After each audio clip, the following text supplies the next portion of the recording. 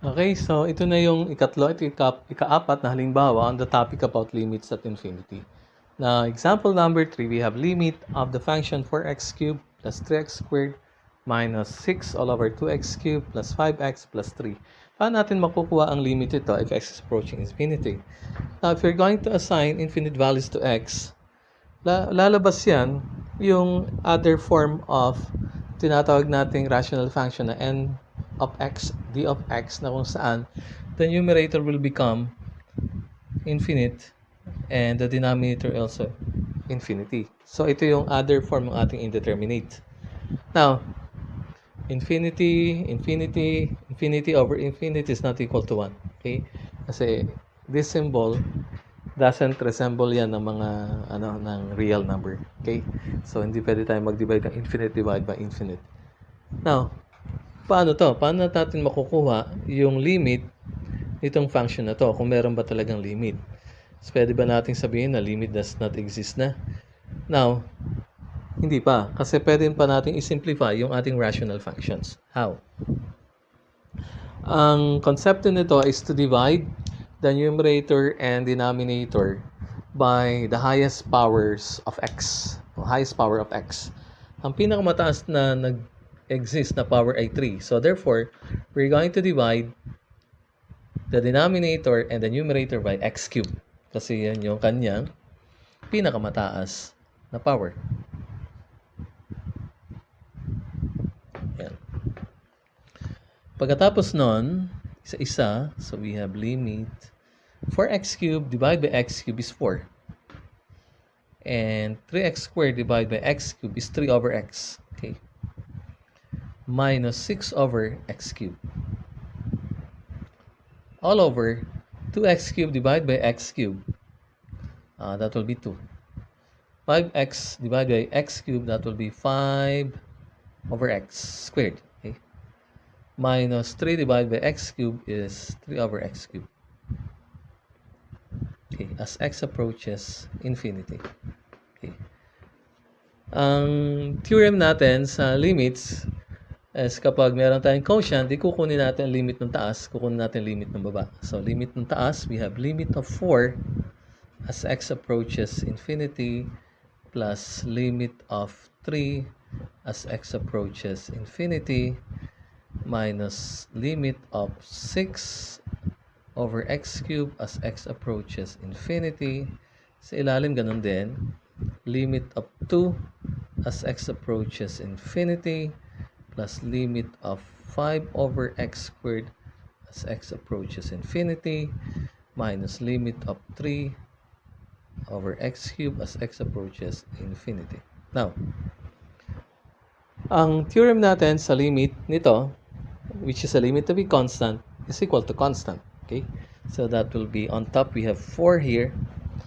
Dito naman, pwede natin gamitin na yung yung ating theorem ng limits at infinity, wherein limit of 1 over x to the n as x approaches infinity is equal to 0. So, ibig sabihin, ito, 0 na.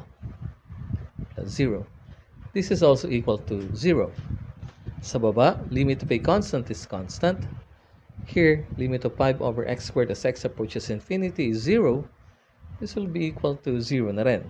So, therefore, we have 4 over 2, which is equal to 2. So, may limit pa rin yung ating rational function. And the limit is 2.